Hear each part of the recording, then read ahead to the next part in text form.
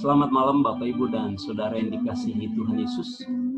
Malam ini kita akan bersama-sama merenungkan sebagian dari kisah sebelum penyaliban Tuhan Yesus, di mana Petrus tergoncang imannya ketika Yesus ditangkap dan dibawa ke rumah imam besar, dan dia mengalami satu goncangan iman, dan kita perlu mempelajari dan merenungkan dengan mendalam hal ini. Mari kita berdoa terlebih dahulu sebelum merenungkan firman Tuhan.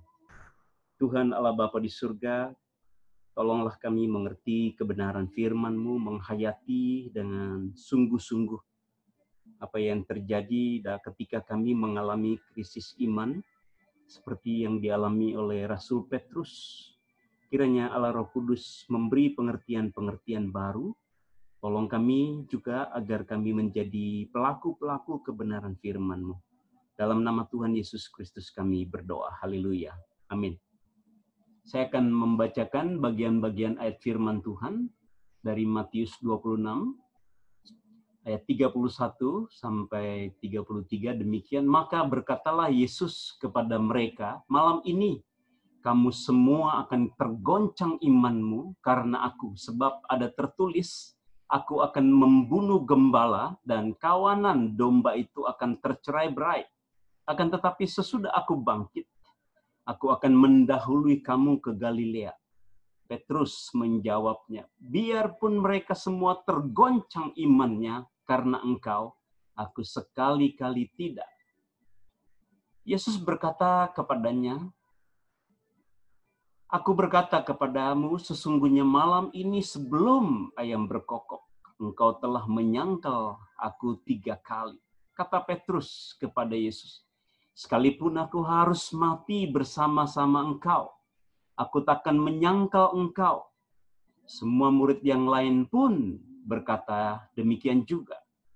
Matius 26 ayat 57 sampai 58, sesudah mereka menangkap Yesus, mereka membawanya menghadap Kayafas, imam besar. Di situ telah berkumpul ahli-ahli Taurat dan tua-tua. Dan Petrus mengikuti dia dari jauh sampai ke halaman imam besar. Dan setelah masuk ke dalam, ia duduk di antara pengawal-pengawal untuk melihat kesudahan perkara itu. Ayat 69. Sementara itu Petrus duduk di luar di halaman, maka datanglah seorang hamba perempuan. Kepadanya katanya, engkau juga selalu bersama-sama dengan Yesus, orang Galilea itu. Tapi ia menyangkalnya di depan semua orang. Katanya, aku tidak tahu apa yang kau maksud.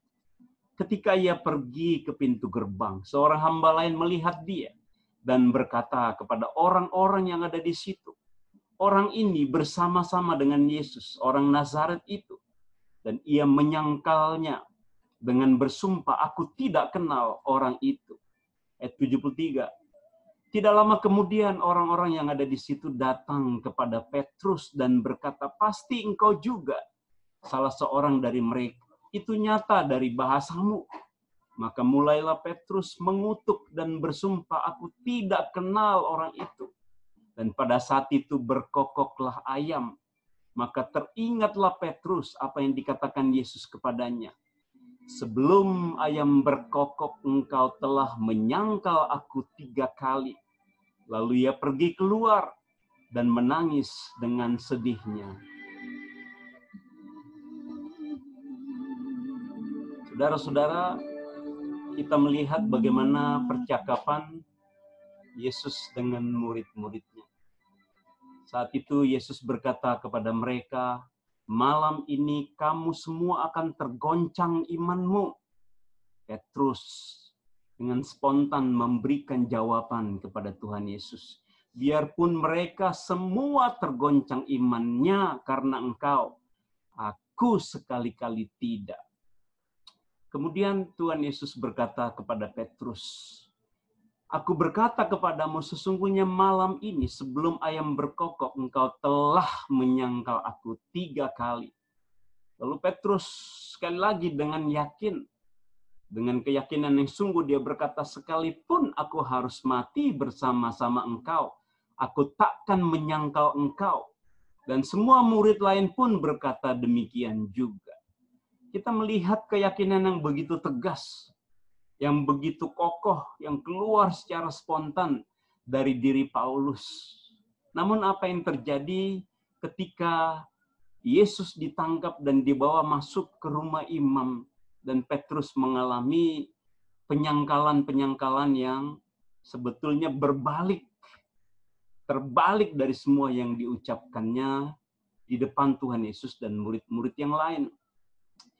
Ketika Yesus sudah dibawa masuk ke rumah imam besar, Petrus ada di luar gerbang rumah imam besar, dan seorang perempuan, seorang hamba penjaga pintu itu berkata kepada Petrus, "Engkau juga selalu bersama-sama dengan Yesus orang Galilea itu." Tetapi Petrus menyangkal di depan semua orang. Dan dia berkata, "Aku tidak tahu apa yang kau maksud." Petrus bilang dia tidak kenal, tidak tahu siapa itu Yesus kepada perempuan itu. Padahal perempuan itu bilang, "Engkau selalu bersama dengan dia." Dan kemudian dikatakan pada ayat 71, seorang hamba lain. Dalam catatan Yohanes dikatakan dia hadir di Taman Getsemani, dan dia adalah saudara dari Maltus yang kupingnya dipotong oleh Petrus. Dan dia berkata kepada orang banyak, "Orang ini bersama-sama dengan Yesus, orang Nazaret itu. Aku lihat dia bersama Yesus di Taman Getsemani." Dan Petrus makin terjepit situasinya, kondisinya, dan dia bukan hanya menyangkal, dia bersumpah, "Aku tidak kenal orang itu." Dosa yang satu biasanya diikuti dengan dosa yang lain yang lebih besar. Keadaan yang terjepit membuat Petrus makin jatuh ke dalam penyangkalan. Lalu bagaimana selanjutnya? Ketika dia berada di tengah-tengah kerumunan api unggun, di situ juga banyak tentara. Orang-orang banyak mendekati Yesus dan mereka berkata, "Pasti engkau juga salah seorang dari mereka." Itu nyata dari bahasamu, dari logatmu. Dia orang Galilea, mereka tahu logat orang Galilea. Bagi kita tidak susah untuk mengerti logat dari orang Jawa, orang Batak, orang Ambon. Dari logatnya kita tahu, khususnya waktu itu dikatakan oleh mereka, "Petrus, engkau pasti salah seorang dari mereka." Nah, saudara, dari penyangkalan pertama kepada penyangkalan kedua, Petrus bersumpah bahwa dia tidak mengenal Yesus. Yang ketiga ini, ketika orang banyak datang mendekati dia, maka Petrus bukan hanya menyangkal dan bersumpah, dikatakan Petrus mengutuk dan bersumpah, "Aku tidak kenal orang itu."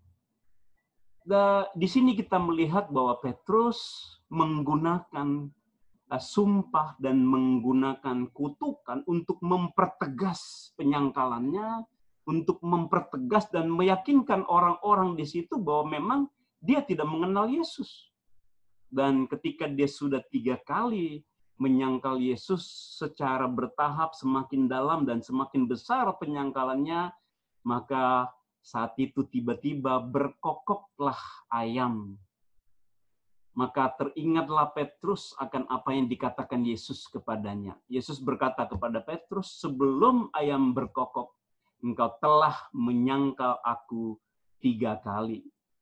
Itulah yang terjadi pada Petrus. Petrus teringat, dan dia sudah 3 kali menyangkal Yesus dengan penyangkalan-penyangkalan yang semakin dalam. Lalu Petrus pergi dan menangis dengan sedihnya, dengan luar biasa, terasa pahit dan menyesal terhadap semua yang dilakukan. Awalnya dia seperti seorang pahlawan, seperti seorang yang hebat, seperti seorang yang mampu melakukan apa yang dia ucapkan. Namun terbalik 180 derajat, dia malah menyangkali apa yang dikatakannya.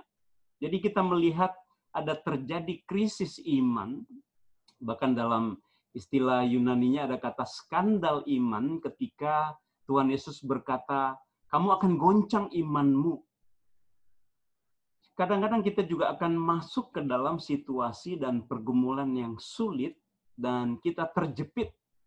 Dan yang terjadi adalah mungkin di situasi yang terjepit itu kita bisa menyangkali Tuhan dengan berbagai cara, dengan berbagai dalih, dengan berbagai hal apapun yang bisa kita ucapkan atau kita lakukan. Bagus kalau kita menyesal dan kita mengalami kesadaran diri dan kita bertobat dari kesalahan-kesalahan kita. Dan itulah yang terjadi di dalam krisis yang dialami oleh Petrus ketika Yesus ditangkap dan dibawa ke rumah imam besar. Apa yang bisa kita pelajari dari pengalaman Petrus ini? Pertama, jangan membanggakan diri sendiri atas apapun. Jangan menggembar-gemborkan ketulusan hati ketika kita melayani Tuhan. Jangan menggembar-gemborkan bahwa kita memiliki komitmen paling tinggi. Kita orang yang paling aktif melayani di gereja. Kita paling banyak berkorban dalam pelayanan. Atau kita orang yang sudah banyak berkorban di dalam gereja. Jangan merasa diri paling hebat. Jangan merasa diri paling baik. Jangan memiliki keyakinan diri yang berlebihan bahwa kita adalah orang baik atau orang yang penuh kasih, orang yang sangat rohani dan sebagainya. Jangan menggembar-gemborkan, jangan membanggakan diri, jangan mengangkat harkat diri dengan kata-kata kita atau menggembar-gemborkan kepada orang lain atau dimanapun kita berada. Yang harus kita lakukan adalah kita rendah hati dan selalu menyadari kekurangan diri dan kelemahan diri kita sendiri. Karena ketika Petrus menyangkal Yesus 3 kali, bahkan dengan penyangkalan yang bertahap makin tinggi, dia juga makin menyesali kebodohannya. Dia menyadari dirinya rapuh dan lemah. Dia menyadari dirinya sesungguhnya tidak seperti yang dia ucapkan, tidak seperti yang dia teriakan. Sekalipun aku harus mati, aku akan mati demi Yesus. Yang terjadi justru sebaliknya, dia bersumpah tidak kenal Yesus. Dia bahkan mengutuki dengan kata-kata kutukan, mungkin dirinya sendiri yang dikutuk atau keadaan. 1000 macam kutukan bisa ada keluar dari hati kita dan mulut kita ketika kita sedang dalam keadaan sulit dan terjepit dan ketika kita tidak memiliki kerendahan hati yang ada mungkin kesombongan. Rendah hati mengaku bahwa kita ini rapuh, kita ini lemah. Bahwa tanpa Roh Kudus tidak ada satu pelayanan pun yang bisa terlaksana dengan baik. Dan tanpa keterlibatan Roh Kudus tidak ada pelayanan yang akan berhasil memuliakan Allah. Mungkin saja apa yang kita banggakan dalam pelayanan kita dimuntahkan oleh Tuhan, ditolak oleh Tuhan karena motivasi yang salah. Karena ada motif-motif membanggakan diri di sana, yang terjadi justru sebaliknya, kita menyangkali Tuhan dalam pelayanan yang sedang kita kerjakan. Kita harus menyadari bahwa pelayanan itu adalah anugerah Tuhan. Kita boleh menjadi babunya Tuhan, ya istilah doulos. Banyak orang menganggap diri babu Tuhan, tapi tingkah lakunya seperti bos, seperti raja-raja kecil yang mau dihormati oleh banyak orang. Kita tidak boleh demikian. Kita harus tulus. Kita harus jujur dalam motivasi kita dan juga betul-betul serius dalam mengerjakan pelayanan yang Allah percayakan kepada kita. Lalu kita harus menyangkal diri, memikul salib, dan mengikut Yesus. Itu yang harus kita lakukan.